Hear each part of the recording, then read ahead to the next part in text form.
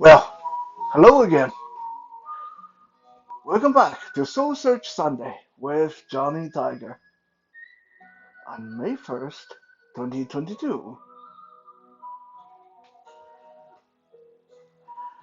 So earlier, Kitten and I were looking uh, on Facebook and going through posts and just casually browsing through her Facebook and seeing what's there.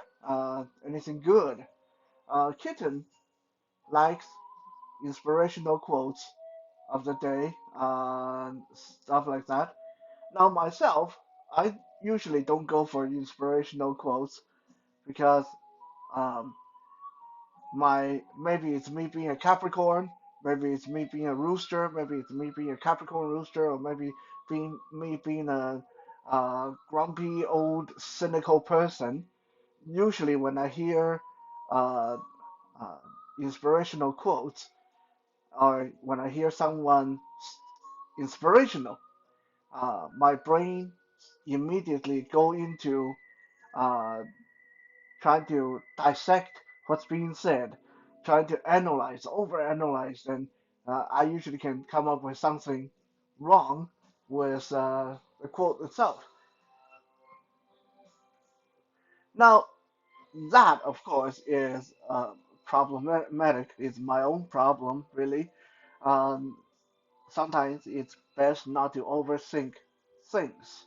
However, today we did come across a quote that is kind of interesting. I think I want to talk about it because on the surface, I think on the surface, a lot of people probably will say there's nothing wrong with it. It's a perfectly logical quote. The quote goes, and I and I quote, there are three things in your life you should always keep private. One is your love life, second is your finance, and third is your next move. There are three things in life you should always keep private. One, love life. Two, finance. And third, your next move.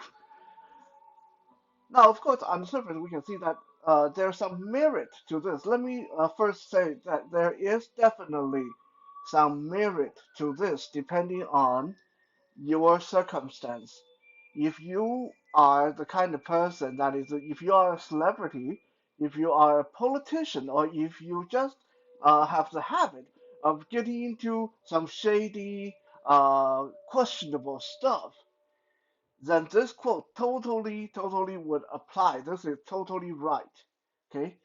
Um, in my culture, a lot of people would agree with this quote because in the Chinese culture, a lot of people believe that what happened at home stays at home. There's going to be skeletons in the closet. You do not open that closet unless your goal is to shove more skeleton into the closet. You do not show it to any outsider. Uh, if there's abuse going on at home, you do not talk about it. That's just what's happening at home. If there's financial problem at home, you do not talk about it. What's happening at home is no one else's business. That's the attitude of a very deep-seated kind of attitude in Chinese culture. It's a culture that I personally came from, which probably is why that I find this quote problematic because I spent most of my life fighting against that conditioning, fighting against that kind of brainwashing. Why shouldn't I talk about it? Why should I hide it? I mean, that's the whole point of me, Johnny Tiger, making a Johnny Tiger documentary. Actually, two Johnny Tiger documentary. You guys can already see one, the short one on JohnnyTiger.com, or just hit on the playlist on this channel. There's a playlist called "Who is Johnny Tiger," and if you hit that one, if you go double click on that playlist, you'll find the first documentary. The second one will be out very soon. We are just wrapping it up now. It will be a feature-length, 90-minute, humongous, very complete, very detailed documentary. I don't believe in hiding things. If there's good, I'm going to show it. If there's bad, I'm going to let it know. That's what I strive to be for most of my life, which is really uh, why my family, particularly my parents and people in their generation, are so annoyed with me because they try so hard to try to get me to shut up. Sometimes I wonder if some of them have contemplated just hire an assassin or something to just keep me silenced or something like that. Yeah, I know I'm being dramatic, but it really is taboo in my culture. So let's look at this quote. And oh, before we do that, actually, there there is even um, an old Chinese quote that describe uh, it's called "喜怒不言于色也." And this quote, you don't have to memorize how to say it. I'm just going to say "喜怒不言于色也" means no matter if you're happy or sad, you do not let people know. And this was a quote that often reserved for high-ranking generals, the emperors, and high-powered politicians. Basically, if you were anyone of status, if you were anyone who wanted to be good at politics, then you will not let anything be known by anybody. You will keep everything close to your heart, and no one else should know if you're even happy. Now, I think Kitten and some of my friends would actually testify that I am actually quite good at that.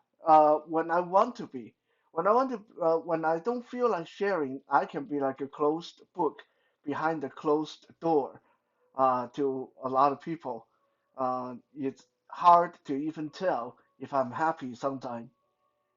Uh, but really, that mostly just people who don't know me very well. Because I tend to, uh, unless I have a very good reason, unless there's a strong reason, I try to always be transparent and as much as possible. So let's look at this quote, the three things. Okay, so three things. I don't know, everyone likes to make a list. Everyone likes a list of three things, a list of five things, a list of 10 things. Um, so the three things that you should always keep private. Number one, your love life. Now, what's up with that? I mean, if my love life need me to keep it private, if I can't tell anyone about it, if I can't stand at the top of the world and shout to everyone how happy I am, who I'm in love with, and we have great, wonderful sex every day, then I think there's really something wrong with the relationship. I think if your relationship is something that you need to hide, something that need to be private, something that people can't know about, then I think there is probably something wrong with your relationship. That is my personal belief on this one. Not to mention this kind of attitude is what make my job so difficult, what make people so reluctant to talk to a therapist or counselor about what is going wrong, what might be going wrong in their relationship. Honestly, I wish a lot of people would come to counseling before things get so bad that they go, maybe we need to get a counselor to fix this. We are getting divorced. Well, let's get counseling before we get a divorce. Maybe, yeah, because by this point, it's usually too late. By this point, it's usually when you're at the point where things are so bad that you're forced to come talk to someone like me. It's usually too late. There's not a heck of a lot I can do. Now, if you come to me 5 months earlier and say, I don't know if I'm right or wrong, but there's something nagging at me about my relationship, and there's something that I'm kind of unhappy about. Maybe it's not a big deal.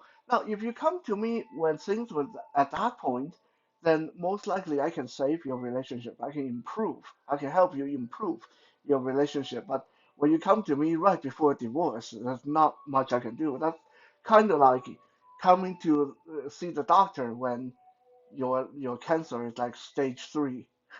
There's not a heck of a lot we can do in that situation.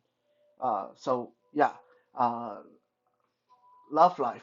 I don't think is something that can should be kept private. Now, I'm not saying that you should go out there and shout all your intimate secrets to the world.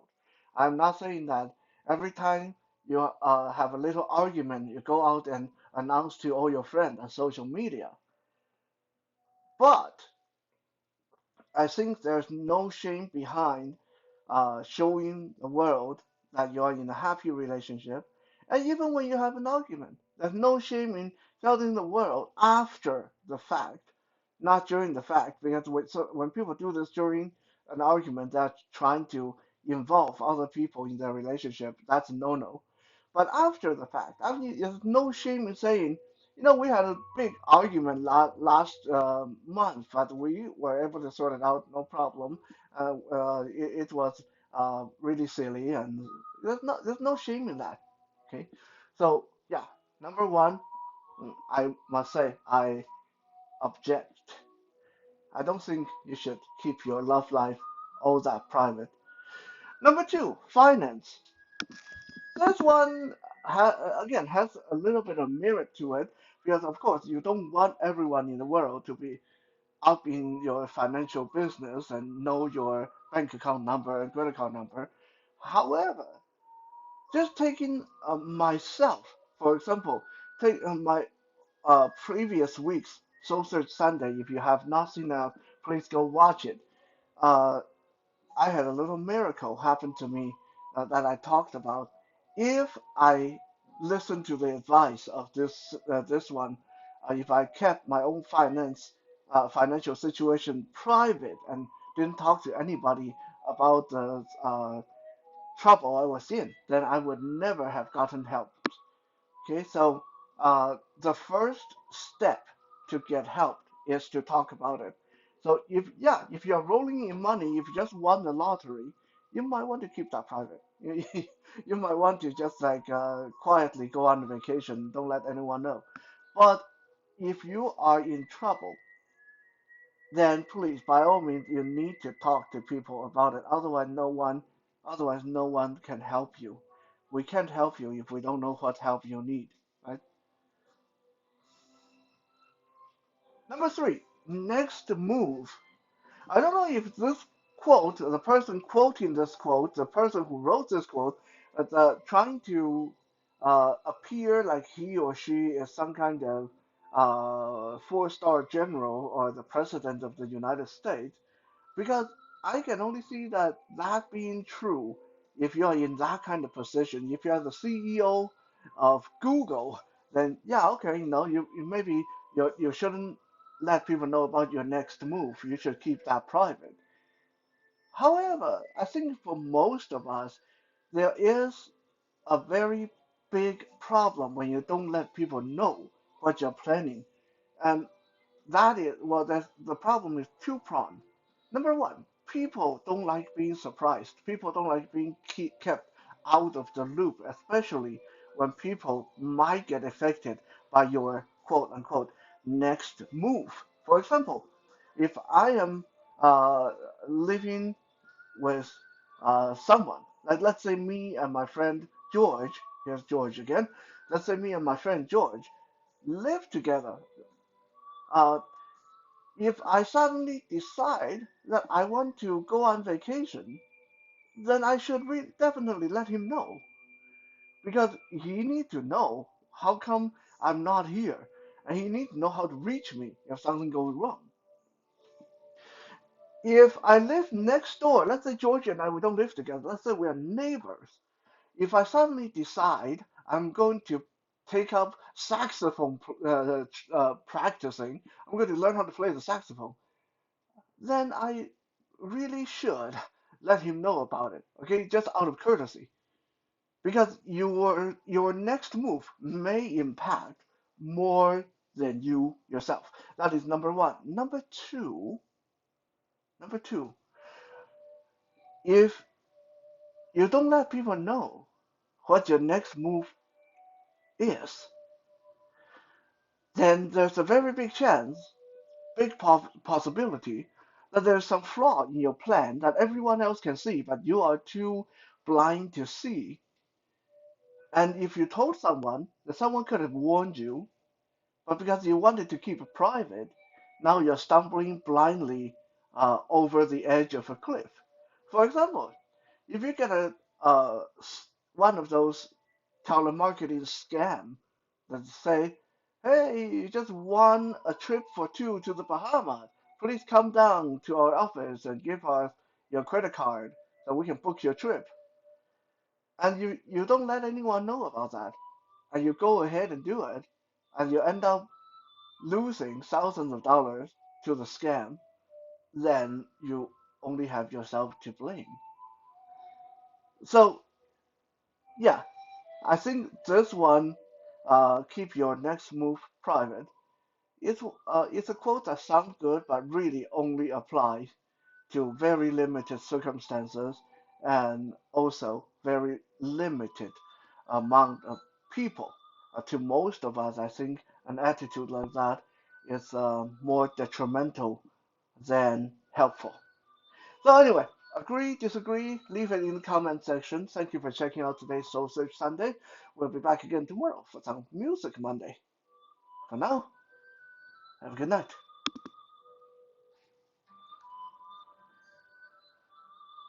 WB Products.